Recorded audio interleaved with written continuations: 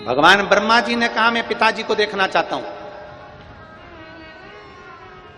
एक बड़े से पर्वत का मंथन करना प्रारंभ करा, घुमाना प्रारंभ करा ब्रह्मा और भगवान विष्णु ने। भगवान ब्रह्मदेव और भगवान विष्णु एक बड़े से पर्वत को घुमा रहे थे। उस पर्वत ने घूमते घूमते अग्नि का खंभ प्रकट हो गया। अग्नि का खंभ प्रकट होते होते उसने शिवलिंग की आकृति ले ली और भगवान ब्रह्मा और भगवान विष्णु के सामने भगवान देवाधिदेव महादेव का प्रथम शिवलिंग प्रकट हो गया। प्रथम शिवलिंग प्रकट हो गया।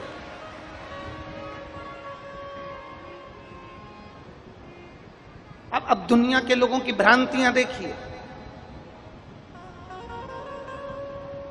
अब कोई तो कह देता है कि शंकर भगवान के शिवलिंग की आराधना मत करो, कोई कह देता है शंकर भगवान के शिवलिंग पर जल मत चढ़ाओ, कोई कह देता है शंकर भगवान के शिवलिंग की पूजन ना करो, क्योंकि कई लोग अपने अपने विचार रख देते हैं। पर शिव महापुराण की कथा कहती है, विद्येश्वर संहिता कहती है, भगवान ब्रह्मा और भगवान विष्णु ने एक बड़े से पर्वत को घुमाना प्रारंभ करा और घुमाते घुमाते शंकर भगवान का स्वरूप वहां प्रकट हो गया। वो शिवलिंग की आकृति प्रकट हो गई, भगवान शंकर वहां प्रकट हो गए और आकाशवाणी हुई, ब्रह्मदेव तुम भगवान नारायण के पिता को जानना चाहते थे, मेरे स्वरूप का दर्शन तुमको हुआ है। मृत्युलोक में, संसार सागर में, पृथ्वी पर, इस भूमंडल में जो संसार के मनुष्य मेरे इस स्वरूप की पूजन करेंगे, शंकर भगवान कहते हैं मेरे इस लिंग स्वरूप की पूजन करेंगे, संसार का वो मनुष्य मेरी आराधना करते हुए सर्व सुखों को पाता हुआ अंत में कैलाश धाम पर जाकर विराजमान हो जाएगा।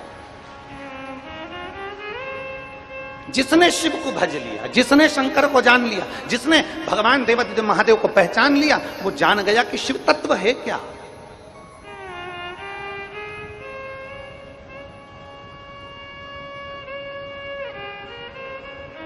कोई पहचाने तो, कोई जाने तो। ये उसी में का है जैसे किसी की गाड़ी की पहिए की हवा निकल गई, किसी के गाड़ी के पहिए की हवा निकल गई। हवा निकली तो वो हवा डलवाने के लिए गया और उसने गांव में जाकर पूछा, भैया हवा कहां मिलेगी? तो गांव वाले भैया ने कहा, हवा तो सब दूर है, सभी जगह। उसने कहा, भैया हवा तो सब दूर है पर हवा मिलेगी कहां? तो उसने कहा कि सब जगह हवा है, संसार में पूरे में हवा ही हवा है, हवा कहां नहीं है। उसने कहा इससे तो बेवकूफ है, इससे क्या बात करना। अगला चले गए, फिर आगे गया, फिर जाकर पूछा, भैया